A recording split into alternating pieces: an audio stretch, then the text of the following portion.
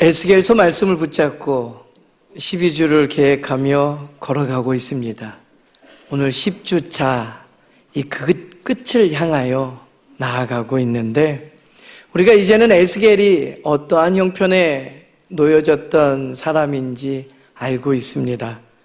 바벨론 포로지에서 하나님의 말씀을 환상 중에 보고 붙들고 전하였던 인물이지요.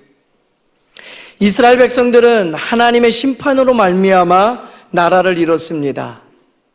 성전은 무너져 버렸고 왕은 포로로 잡혀갔고 백성들은 뿔뿔이 흩어져 버린 형편이었죠. 그들의 마음속에는 절망뿐이었습니다. 우리는 버림받았다. 하나님께서 우리를 잊으셨다. 하나님께 버림받았다고 느꼈고 모든 희망이 사라진 형편이었습니다.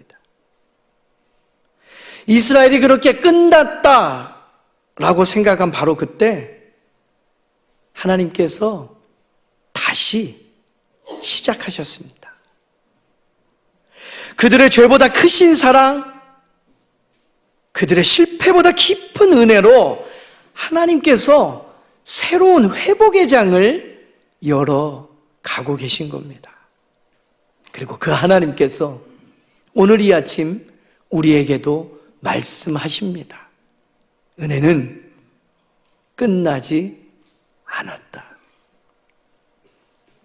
오늘 본문은 그 회복의 절정의 장입니다. 하나님께서 스스로의 이름을 위해서 열심을 내시겠다 말씀하시고요, 내 백성을 다시 일으키겠고 성령을 부어주시겠다는 기쁜 소식입니다. 오늘 우리에게도 이 동일한 말씀이 새겨집니다. 우리도 때로는 믿음이 흔들릴 때가 있고 신앙의 자리가 냉랭하게 식어져감을 경험하는 순간들도 있습니다. 그러나 하나님은 여전히 성령을 통해서 은혜의 하나님으로 일하시는 줄로 믿습니다. 그 하나님의 약속하신 말씀을, 변함없는 은혜를 선포되는 말씀을 통해 듣고 상한 마음이 위로되고 또 절망 가운데서 소망의 자리를 확인하는 은혜가 이 아침 우리 가운데 있기를 간절히 소망합니다. 첫 번째 우리에게 주신 하나님의 말씀은요, 하나님께서 자신의 이름을 위해서 열심을 내신다라는 겁니다. 오늘 본문을 시작하는 25절의 말씀이지요. 우리 한 목소리로 받들어 읽도록 하겠습니다. 그러므로 주 여호와께서 이같이 말씀하셨느니라. 내가 이제 내 거룩한 이름을 위하여 열심을 내어 야곱의 사로잡힌 자를 돌아오게 하며 이스라엘 온 족속에게 사랑을 베풀지라. 아멘. 하나님께서 열심을 내시겠답니다. 우리는 질문을 품게 되죠. 왜 하나님께서 다시 회복을 베푸실까라고 말이에요. 이스라엘이 뭔가 칭찬받을 만한 일을 했을까요? 아닙니다. 이스라엘 백성이 회복될 이유는 그들의 공로나 신실함에서는 찾아볼 수 없습니다. 오직 하나님께서 자신의 이름과 그 이름 안에 담긴 사랑 때문에 회복을 베푸시는 줄로 믿습니다. 우리가 하나님을 잊어도 하나님은 우리를 기억하십니다. 우리가 신실하지 않아도 하나님은 여전히 신실하십니다. 하나님은 자기 이름, 곧 언약의 사랑의 이름으로 은혜를 멈추시지 않는 분이십니다. 그걸 어떻게 알아요? 성령이 그 증거가 됩니다. 성령의 기름 부으심은 하나님이 여전히 우리를 사랑하고 계시다라는 표징입니다. 그 약속의 말씀의 이유가 디모데후서 2장 13절에 이렇게 기록되어져 나와요. 한 목소리로 고백하겠습니다. 우리는 미쁨이 없을지라도 주는 항상 미쁘시니 자기를 부인하실 수 없으시리라. 아멘. 우리가 못나고 우리가 실패하고 우리가 절망 가운데 머물고 다 끝났다라고 말하는 순간에도 미쁘신 하나님께서 믿음직하고 신실하시고 변함없는 사랑 때문에 하나님 자신의 이름을 위해서 그 모든 것을 부정하실 수 없어서 우리에게 회복의 기회를 또 허락하신다라는 거예요. 오늘 이 아침 하나님의 열심이라는 단어가 우리 안에 새겨지면 좋겠습니다. 하나님의 열심은 꼭 우리를 향한 사랑의 다른 표현입니다. 우리가 넘어지고 실패할 때도 하나님께서 내가 너희를 다시 돌아오게 하겠다 말씀하시는 거예요. 결코 사랑을 거두신 법이 없으십니다.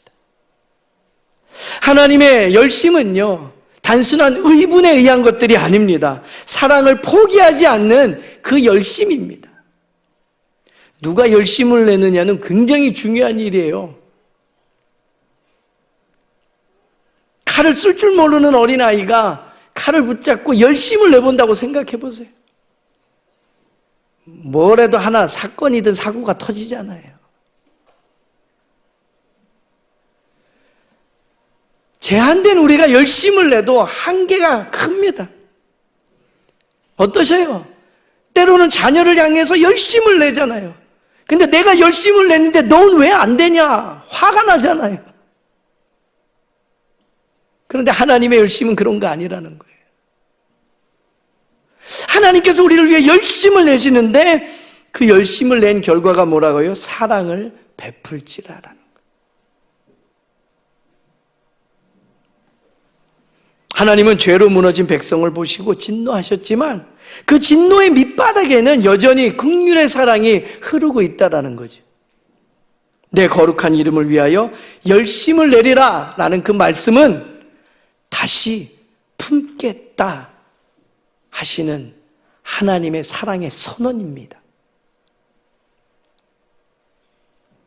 에스겔 선지자 시절만 이야기하는 게 아니에요. 성경 곳곳을 보아도 하나님은 하나님의 사람들을 그렇게 포기하지 않으셔요.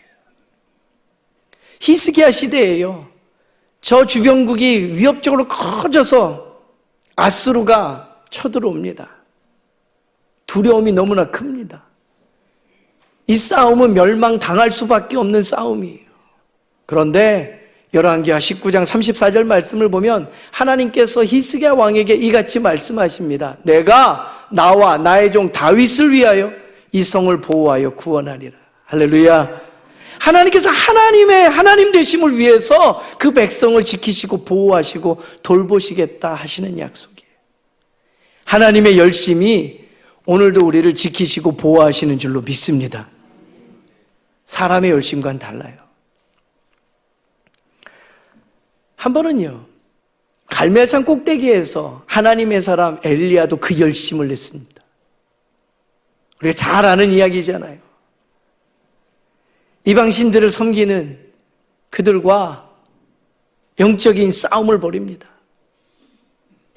바알과 아세라 신을 섬기는 850명과 850대 1을 싸워요. 그런 열심이 있던 엘리야입니다.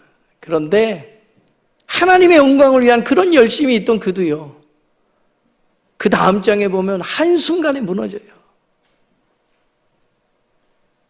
한 여인의 말에 두렵고 떨린 가운데 나가면서 내가 어떤 열심을 냈었는데 이런 얘기를 들어야 되나 마음이 무너지는데 차라리 죽는 게 더 낫겠다라고 말을 해요. 너무 극단적인 것 같지만 사실 우리는 그의 형편을 압니다. 우리도 때론 그렇잖아요. 막 응원하고 힘을 내다가도 어느 한순간에 바람같이 지나가는 말 한마디에 비수가 꽂혀서 에이, 안 해, 못해, 관둬. 심지어는 살면 뭐해? 별의별 말들을 다 내뱉잖아요. 엘리야가 위대한 거 아닙니다. 그를 통해 일하시는 하나님이 위대하신 거지. 그런 무너진 엘리야를 하나님께서 먹이시고 입히시고 다독이셔서 하나님의 임재를 경험하기 위해 호렙산까지 끌고 가시잖아요. 이끌어내신 후에도 엘리야는 입이 이만큼 나와 있어요. 열왕기상 19장 10절 말씀을 보면 그 호렙산 동굴에서도 엘리야가 뿔이 나가지고 그의 열심이, 특심이 오히려 하나님을 향해 거부하며 얘기하잖아요. 내가 만군의 여호와께 열심히 유별했는데 하나님 아시잖아요. 근데 내가 왜 이래요? 내 삶의 자리가 왜 이래요? 나 왜 이렇게 형편없어요? 하나님께 원망해요. 오직 나만 남았습니다. 그들이 내 생명도 찾으려고 하는데 나 그냥 죽을래요. 이 얘기하고 있는 거거든요.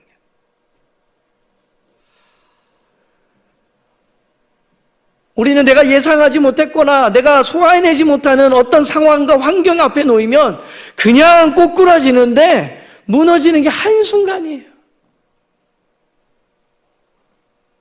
열심히 있는 사람들이 더 그런 것 같아요. 그러나 기억하십시오. 우리 인생이 무너진 자리에서도 하나님은 여전히 사랑으로 열심을 내시는 분이십니다. 하나님께서 우리를 부끄러워하지 아니하시고요, 은혜로 다시 세워가고자 하십니다. 교회도 마찬가지입니다. 오늘날 교회가 세상의 비난을 받을 때 하나님은 여전히 자신의 이름을 위해서 교회를 새롭게 하시는 줄로 믿습니다. 사람의 열심이 아니라 하나님의 열심이 교회를 세워나가는 거예요.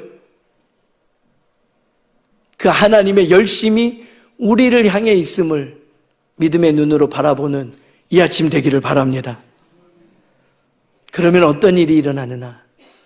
오늘 두 번째 우리에게 허락하시는 하나님의 음성은 우리를 회복시켜 주심으로 하나님의 거룩하심을 나타내신다라는 거예요. 할렐루야. 26절 말씀이 이어서 그것을 이렇게 증거합니다. 한 목소리로 읽겠습니다. 그들이 그 땅에 평안히 거주하고 두렵게 할 자가 없게 될 때에 부끄러움을 품고 내게 범한 죄를 뉘우치리니. 아멘. 사람 참 희한하죠. 포로로 잡혀갔습니다. 주권도 빼앗겼고요. 언어도 잃어버렸고요. 우리의 역사 속에서도 그러한 흔적이 있기 때문에 우리도 잘 압니다. 얼마나 힘든 시간이에요. 그런데 거기서도 어떻게든 살려고 자리를 마련하고 나면 사람은 하나님을 잊어버려요. 이만하면 됐지. 그렇게 타협하고 안주하면서 그냥 살아가요. 그런데 하나님께서는 그 순간에도 찾아오셔서 성령을 우리의 마음을 만지신다라는 거예요. 어떻게 해요? 내 처지가 왜 이렇게 됐지? 내 지금의 형편은 무엇을 말하지? 부끄럽게 하시고 수치스럽게 하셔요. 그리고 하나님으로부터 우리가 얼만큼 떨어졌는지 생각나게 하셔요. 돌아보게 하셔요. 하나님이 기뻐하시는 것에 마음 두지 않고 살았던 우리의 지난 날을 돌아보게 하시고 그것들 속에서 회개의 자리로 우리를 이끌어 가셔요. 여러분, 중요한 얘기입니다. 회복의 길은요, 회개에서부터 시작되는 거예요. 이스라엘 백성들이 자기 죄를 깨닫고 수치를 인정할 때 하나님은 그들을 다시 고향 땅으로 불러들이시고, 하나님께서는 여러분 기억하십시오, 회개한 심령을 결코 외면하지 않으십니다. 회개는 하나님의 거룩함을 세상 앞에 드러내는 문과 같은 거예요. 왜 하나님 나를 이렇게 몰아가시면서 부끄럽게 하십니까? 왜 하나님 나를 이렇게 처참한 곳으로 내려앉게 하십니까? 뭘 봐야 돼요? 우리가 하나님 붙잡고 있는가 봐야 돼요. 내 걸음이 하나님께 호흡의 주인 되시고 인생의 목적 되시는 하나님께 향하고 있는가 봐야 되는 거예요. 약속의 말씀이 여기 있습니다. 요한일서 1장 9절의 말씀이에요. 한 목소리로 받들어 읽겠습니다. 만일 우리가 우리 죄를 자백하면 그는 미쁘시고 의로우사 우리 죄를 사하시며 우리를 모든 불의에서 깨끗하게 하실 것이요. 아멘. 우리가 회개하며 돌이키기만 한다면 하나님은요, 우리 죄를 사하시고 우리를 모든 불의한 것들로부터 깨끗하게 정결하게 하시길 원하시는 분이에요.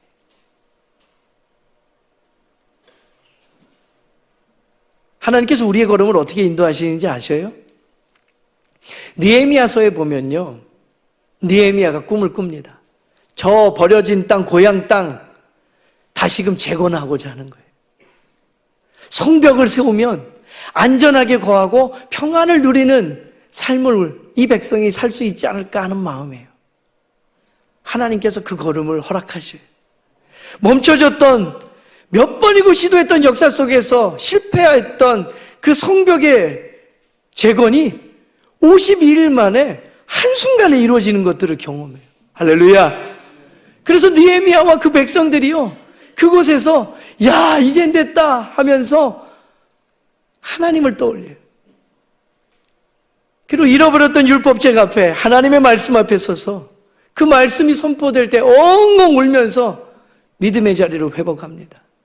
저는 그 장면을 보면서 인간의 걸음과 그 걸음을 허락하시고 인도하시는 하나님의 계획을 마주해 보게 돼요. 사람은요, 집이 필요하고요, 내가 안전하길 원하고 평안을 누리고 등 따뜻고 배불렀으면 좋겠다 하는 걸음으로 이 땅을 살아갑니다. 하나님께서 그 걸음을 인도하셔요. 허락하시고. 그런데 하나님의 원대한 꿈은요, 이 땅에서 만족하는 것에 그치지 않습니다. 그러한 우리의 삶의 자리를 인도하시는 가운데 그곳에서 하나님은 예배를 받으시기 원하시는 거예요.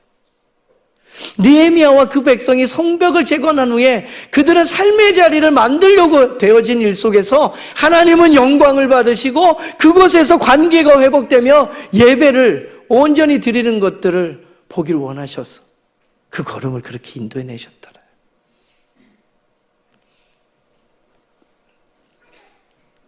아, 나 별 수 없는 속물이구나. 우리 다 그래요. 그런데 하나님께서 그런 우리를 사용하셔서 영광 받으시겠다라는 거예요. 27절 말씀이 부끄러움을 품고 죄를 뉘우치며 회개하며 나아가는 그 백성을 향한 하나님의 계획이 원뜻이 이렇게 새겨집니다. 한 목소리로 읽겠습니다. 내가 그들을 만민 중에서 돌아오게 하고 적국 중에서 모아내어 많은 민족이 보는 데에서 그들로 말미암아 나의 거룩함을 나타낼 때라. 아멘. 무슨 이야기입니까? 잡혀가고 끌려가고 엄청난 수모를 당하면서 하나님의 백성이 이게 말이 됩니까? 라고 불평하고 원망했던 백성인데 그들이 돌이키고 회개하면 하나님께서 어떻게 해요? 그 많은 민족과 열방이 보는 데서 그들을 우뚝 세우셔서 내가 하나님됨을 나타내시겠다라는 거예요. 하나님의 거룩함이 저와 여러분의 아무것도 아닌 일상을 통해서, 그 인생을 통해서 이루어지는 줄로 믿습니다. 우리의 삶은 그렇게 쓰임받는 거예요. 나는 밥 세 끼 먹고 그저 누울 자리에 있는 것, 그거에 허덕이면서 만들어 나가는데 이 땅의 걸음을 살아냈지만 하나님은요, 그보다 더 큰 이상을 우리에게 알게 하시고 하나님의 거룩함을 우리를 통해 나타내길 원하신다라는 거예요. 여러분, 오늘 여러분의 삶의 자리는 어떻습니까? 목사님, 저 에스겔보다 못한 형편이에요. 말할 분들도 계실 겁니다. 그러나 기억하십시오. 우리가 멈춰서 있고 머물러 있는 이곳이 포로의 자리, 실패의 자리, 눈물의 자리일지라도 하나님은 오늘도 우리를 찾고 계시다라는 거예요. 찾아오셔서 선언하십니다. 아직도 은혜는 끝나지 않았다. 지금도 성령을 통해 저와 여러분의 삶에 유효한 줄로 믿습니다. 회복은 그렇게 눈물에서 시작되고 눈물은 새 역사를 이루어가는 거죠. 마지막 세 번째 하나님의 약속의 말씀은 다시 얼굴을 우리에게 보이시며 성령을 부어주시겠다라는 거예요. 오늘 본문의 마지막 29절의 말씀입니다. 한 목소리로 읽겠습니다. 내가 다시는 내 얼굴을 그들에게 가리지 아니하리니 이는 내가 내 영을 이스라엘 족속에게 쏟았음이라. 주 여호와의 말씀이니라. 아멘. 하나님의 회복의 마지막 단계는요, 성령의 부어주심에 있습니다. 하나님은 얼굴을 다시 비추시길 원하시고 영으로 임재하시길 원하십니다. 성령은 회복의 완성인 거예요. 우리가 에스겔서 37장, 에스겔서 하면 37장을 떠올립니다. 지난주에 본 말씀이죠. 마른 뼈들로 가득 찬 그 골짜기, 죽었던 뼈들이 살아나고 절망의 골짜기에 생기가 불어오는 것, 그 일을 통해 우리는 성령은 하나님의 얼굴인 줄 알고 하나님의 숨결인 것을 확인합니다. 에스겔서에만 써 있는 거 아니라고요. 성경의 곳곳에 하나님의 영이 태초부터 하나님과 함께 하셨고 영으로 우리 가운데 충만히 임재하신다는 약속의 말씀들이 새겨져 있음을 압니다. 성령하면 떠올리는 말씀 구절이 있을 거예요. 요엘서 2장이요. 27절과 28절의 말씀이 이렇게 증거됩니다.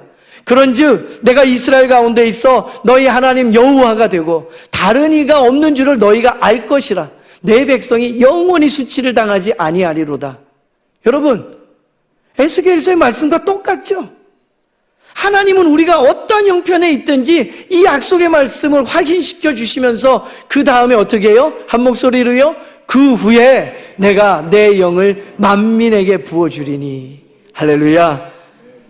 우리를 회복시키시면서 하나님의 사람으로 하나님의 영으로 가득 채워주시겠다라는 거예요. 이 요엘서의 말씀의 뒷구절을 기억하십니까?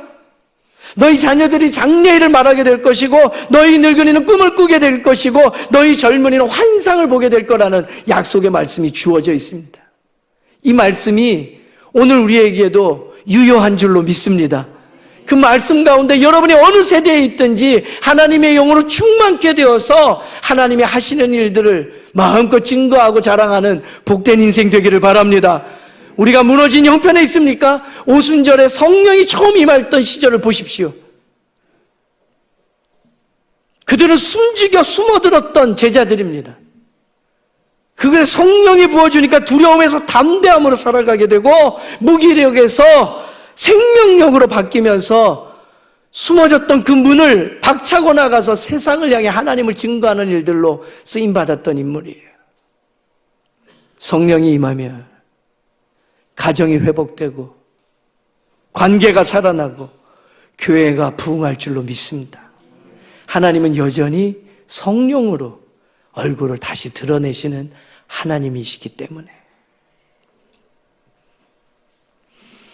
에스겔이 두 발 딛고 살아가며 눈으로 보고 있던 그 포로의 땅은 죽음의 골짜기와 같았지만 하나님의 은혜는 그곳에서 새 일을 시작하셨습니다. 하나님은 당신의 이름을 위해서 열심을 내시고요, 회개한 자를 용서하시고 성령으로 얼굴을 비춰주십니다. 그러므로 오늘 우리가 붙들 말씀이 있다면 바로 이것입니다. 한번 따라해 보겠습니다. 은혜는 끝나지 않았다. 우리의 영혼에 선포합시다. 은혜는 끝나지 않았습니다. 사랑하는 여러분, 우리의 실패보다 크신 하나님의 은혜가, 우리의 눈물보다 깊은 하나님의 사랑이 오늘도 우리의 삶을, 교회를 회복시키십니다. 그러니 여러분, 절망하지 마십시오. 은혜의 하나님께서 다시 얼굴을 비추십니다. 기도하겠습니다.